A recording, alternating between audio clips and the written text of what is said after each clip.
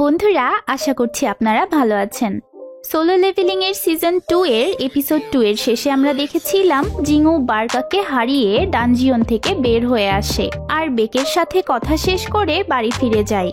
পরের দিন জিংউ আর জিনহো রেইডে যাওয়ার সময় আবারও সং ইকে সাথে নেয়। এবার এই এপিসোডের শুরুতে আমরা দেখতে পাই জিংউ প্রথমবারের মতো জিনহোর সামনে নিজের শ্যাডো আর্মি বের করে হান্টিং করে। এতে জিনহো অনেক অবাক হয়। জিংউ জিনহোকে বলে এটা তার স্কিলের একটা পার্ট। এরপর জিংউ শ্যাডো আর্মি দিয়ে মানা স্টোন হান্টিং এর কাজ করতে থাকে। এতে জিনহোর অনেক কষ্ট হয়, কারণ সে এখন জিংউর কোনো কাজেরই বাকি থাকলো না। অপরদিকে কোনো এক জায়গায় আমরা একটা আমেরিকান হান্টারকে দেখতে পাই। সে কাউকে দেখে অনেক ভয় পাচ্ছিল। সেখানে আমরা একটা উস্কো খুস্কো লোককে দেখতে পাই। সে সাউথ কোরিয়ার কেউ ছিল। লোকটি তাকে বলে সে একজন মানুষ আর সে তার বাড়ি ফিরে যেতে চায়। এদিকে রেইড শেষে জিংউ আর জিনহো পার্টি করছিল, কারণ এটাই জিনহোর 19তম রেইড ছিল। সে এখন চাইলে গিল্ড মাস্টার হওয়ার লাইসেন্সের জন্য অ্যাপ্লাই করতে পারবে। জিনহো জিংউকে তার নেক্সট প্ল্যান নিয়ে জিজ্ঞেস করে। তখন জিংউ তাকে বলে সে কিছুদিন বিভিন্ন জায়গায় ট্রাভেল করতে চায়। জিংহো তখন ড্রিঙ্ক করে থাকায় অনেক ইমোশনাল কথা বলে। অপরদিকে সেই অচেনা ব্যক্তি ডানজিয়ন থেকে বাইরে আসলে তাকে জেলে বন্দি করে রাখা হয়। এখানে জানা যায় 10 বছর আগে সে কোনো একটা রেডের সময় একটা ডানজিয়নের ভেতরে আটকা পড়ে যায়, আর এতদিন পর হঠাৎ আমেরিকানদের রেডের সময় সে বের হওয়ার একটা সুযোগ পায়। আমেরিকান হান্টার অ্যাসোসিয়েশন সেই লোকটাকে মানুষরূপী কোনো বিস্ট মনে করছিল, আর লোকটা ইংরেজিতেও কথা বলতে না পারায় তারা কোনো সাউথ কোরিয়ান ট্রান্সলেটরের অপেক্ষা করছিল। আর সেই সাউথ কোরিয়ান ট্রান্সলেটরটা আবার হং ডং-সু। আমেরিকান এজেন্টরা তার নাম জিজ্ঞেস করে জানতে পারে তার নাম সাং ইল হোয়ান, যা থেকে আমরা ইজিলি বুঝে যাই এটা হয়তো জিংউর বাবা। পরদিন সকালে জিংউ আবার ডিমন ক্যাসেলে প্রবেশ করে। সে ভাবে সার্ভেরাসকে ফেস করার সময় সে লেভেল 20-তে ছিল, এখন তো সে লেভেল 60-র দিকে আছে, তাই তার জন্য ডিমন ক্যাসেলের নেক্সট লেভেল হয়তো সহজ হবে। সে এবার নেক্সট ক্যাসেলের ভেতরে যেতেই তার কাছে নতুন কোয়েস্ট আসে। এখানে তাকে এই ক্যাসেলে থাকা 10,000 ডিমন সোলকে কালেক্ট করতে বলা হয়। এবার সে সামনে এগিয়ে গিয়ে ফাইট শুরু করে। অপরদিকে জিনহো গিল্ড খোলার জন্য তার বাবার সাথে আলোচনা করতে আসে। তার বাবা তাকে বলে তার ভাই তো ইতিমধ্যে এই বিষয়ে কাজ করছে। জিনহো বলে তার ভাই বাইরের দেশ থেকে হান্টার আনতে চাচ্ছে, যেটা বিজনেসের জন্য ভালো হবে না। তখন তার বাবা নিজেই জিংউর টপিক তোলে। সে জিংউর পুরো হিস্ট্রি ঘেটে দেখেছে।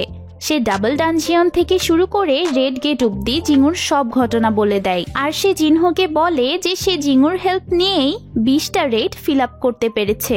জিনহো বলে তাও সে ইয়োজিন গিল্ডকে লিড করতে চায়। এতে তার বাবা তাকে একটা শর্ত দেয়। তিনি বলেন হোয়াইট টাইগার গিল্ড জিংউকে তাদের টিমে হায়ার করতে চাচ্ছে। জিনহো যদি ইয়োজিন গিল্ডে জিংউকে জয়েন হওয়ার জন্য রাজি করতে পারে, তবেই সে তাকে গিল্ড মাস্টার হওয়ার পারমিশন দিবে। জিনহো তখন এই বিষয়ে চেষ্টা করতে চায়। এদিকে জিংউ অনেক ডিমনকে মারলেও তাদের সোলকে কোনো একটা কারণে এক্সট্র্যাক্ট করতে পারছিল না, কিন্তু সিস্টেম তখন তাকে নেক্সট ফ্লোরে যাওয়ার এন্ট্রি পারমিট দিয়ে দেয়। সে তখন তার আইস বেয়ারদের লিডারের শ্যাডোকে সামন করে আর তার পিঠে করে দ্রুত নেক্সট ফ্লোরের দিকে এগিয়ে যেতে থাকে। সে প্যাক লিডারের নাম দেয় ট্যাঙ্ক। এদিকে অনেক দিন পর আমরা চা হেইনকে দেখতে পাই। সে চৈজগিনের সাথে হওয়া মিটিং নিয়ে ভাবছিল। চৈজগিন হান্টার অ্যাসোসিয়েশনের নির্দেশে জেজু আইল্যান্ডের ফ্লাইং এন্টস গুলোর বিষয়কে কনফিডেন্সিয়াল রাখে। মূলত তারা সিভিলিয়ানদের দুশ্চিন্তায় ফেলতে চাচ্ছিল না, সেই সাথে নিজেদেরকে আপকামিং ব্যাটেলের জন্য প্রিপেয়ারও করতে চাচ্ছিল। এদিকে জিংউ ডিমন ক্যাসেলের ভিতরে সামনে যেতে যেতে দেখে এখানকার ডিমনগুলো তেমন পাওয়ারফুল না, কিন্তু পরিমাণে অনেক বেশি। সে তাদেরকে শেষ করতে করতে ওপরের ফ্লোরগুলোই যেতে থাকে। সে বুঝে যায় ডিমন ক্যাসেলের বিল্ডিংটা 100 ফ্লোরের ছিল, তার মানে এখানেও 100টা লেভেল আছে। কয়েকটা লেভেল শেষ করে জিংউ সামান্য রেস্ট করে আর তারপর পরের লেভেলগুলোতে ফাইট করতে থাকে। এক পর্যায়ে সে 10,000 ডিমন সোল কালেক্ট শেষ করে ফেলে। এবার সে 49 লেভেলের লোয়ার ফ্লোরের লর্ড অ্যাভারিকাসকে ফেস করে। এদিকে সাংমিন আর পার্ক হেইজিন জিংউর সন্ধানে তার বাসায় আসে, কিন্তু তার বোন তাদেরকে জানায় জিংউ ট্রিপে গেছে। সাংমিন ভাবছিল জিংউর তো দেশের বাইরে যাওয়ার কোনো ইনফরমেশন পাওয়াই যায়নি, আর দেশের ভিতরেই সে কোথায় গেল। যে তাকে খুঁজে পাওয়া যাচ্ছে না। অপর পাশে জিংও শ্যাডো সোলজারদের নিয়ে ফাইট শুরু করে দেয়। সে নিজে বসের দিকে এগিয়ে যায় আর তার সোলজাররা বাকি ডিমনদের সামলায়।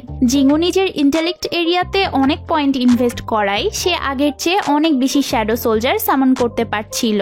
এখানে একটা মজার বিষয় ঘটে। জিংওকে সামনে আসতে দেখেও এভারিকাস উঠে দাঁড়াচ্ছিল না, কিন্তু হঠাৎ এভারিকাস জিংওকে অ্যাটাক করে বসে।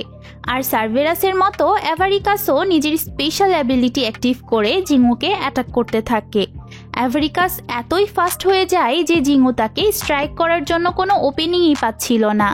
তাই সে এবার এভারিকাসকে নিজের পিছে চেসিংয়ে ব্যস্ত করে তোলে আর তাকে একটা বিল্ডিং এর সাথে ধাক্কা খাওয়ায়। এতে এভারিকাস ফোকাস হারালে জিংও ওপেনিং পেয়ে ফাইনাল অ্যাটাক করে আর তাকে শেষ করে দেয়। এতে সে ওয়ার্ল্ড ট্রির কাঠের টুকরো রেওয়ার্ড পায়।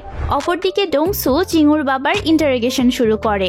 ডোংসু তাকে টকিং বিস্ট বললে সাং ইলহুয়ান বলে সে একজন মানুষ আর এর প্রমাণ দিতে সে ডিএনএ টেস্ট করাতেও রাজি।